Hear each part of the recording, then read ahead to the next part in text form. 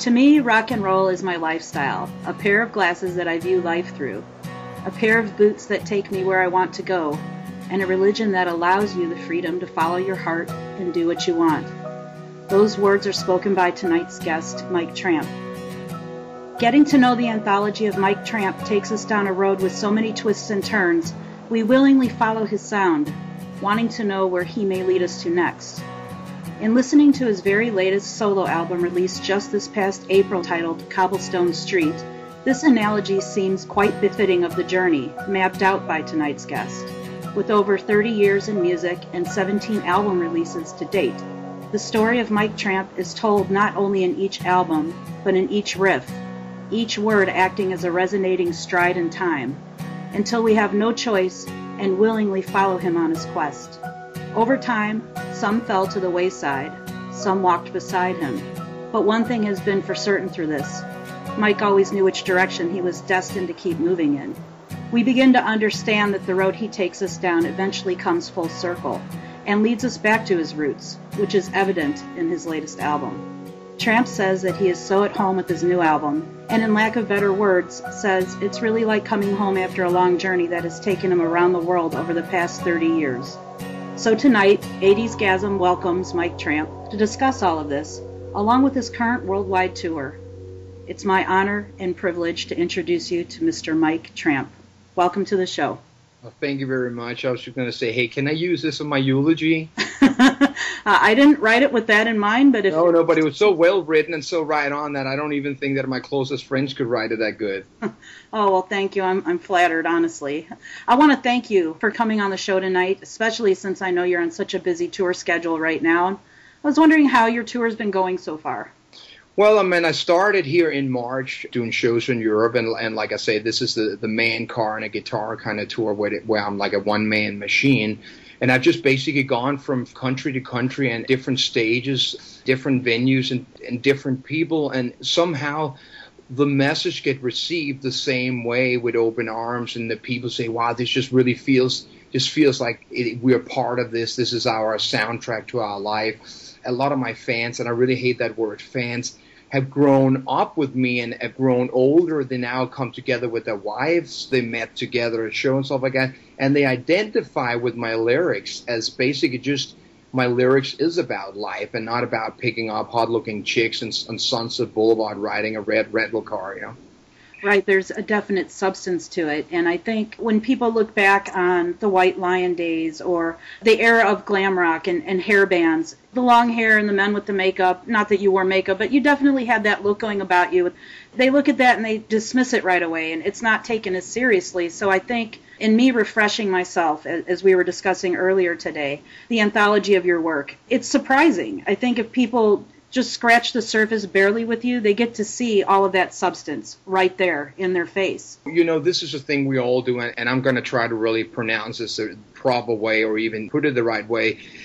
It's very, very hard that if you don't want to go in and do the research, and like you said earlier, gone through the catalog to see who is this person, because if you go through a circus magazine in 1985 at the speed of a jumbo jet, everybody looks the same. No doubt about it. Every singer is blonde hair and it's big and the pants are tight and so and all the guitar players are black hair. We all know that. Okay, that's phase one. Now, if you take their major album and now you start dissecting, you will instantly see that Pride by White Lion is not equal or the same as Look What the Cat Dragged In by Poison or Long Cold Winter by Cinderella, rap album or whatever. There you already will notice that White Lion in itself were a very different band from all the other bands it sort of were put in the same box with in these magazines. Now then you keep going further where bands disband and break up and lead singers go on and do their own career and stuff like that. And some people do solo albums and some people want to do projects and stuff like that, but they all sort of return to who they are.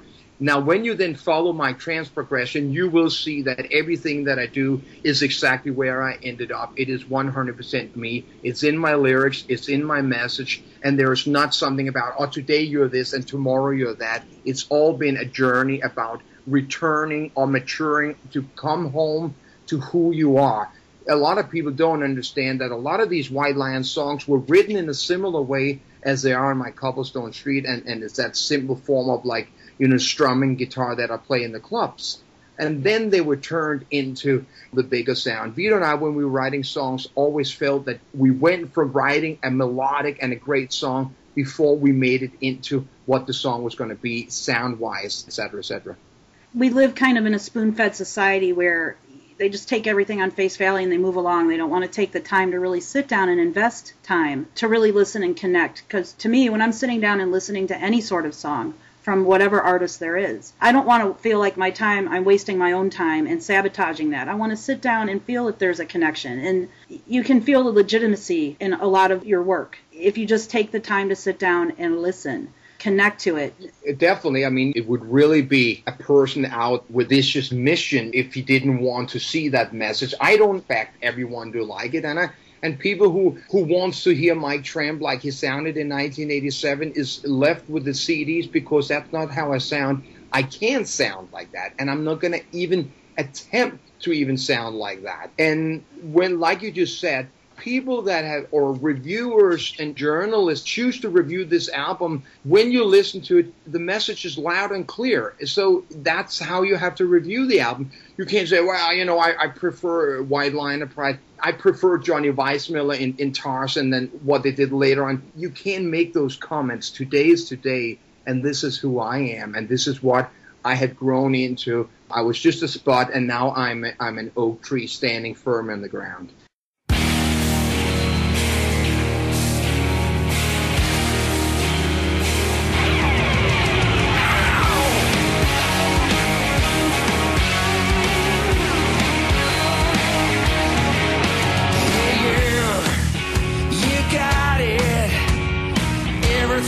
You ever wanted, come on and love it, take it all the way to the top, give it your all, don't save it for a rainy day.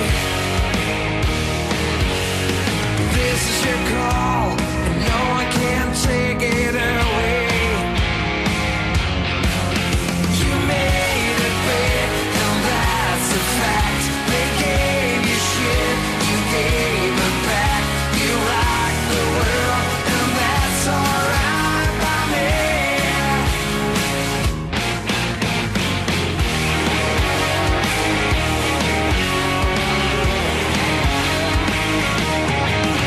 Get down and rough it, I'm keeping both feet on the ground. Stand up and shout it, let them know it all over town. Never forget how you ever made it this far. Selling your soul for that one guitar. You made it big, now that's a fact. They gave you shit, you gave it back. You rock the world, and that's alright by me. You made it big, and that's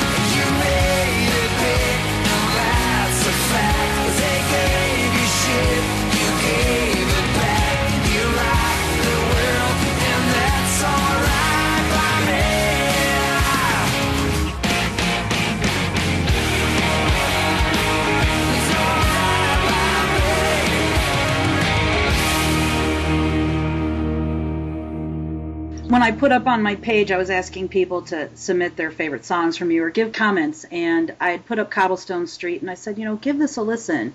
There was such hesitancy. I know we're all kind of stuck, and to me, to some degree, I'm guilty. The 80s was a really great time for music. It was a great time in my life. I was a teenager then, and much younger, obviously.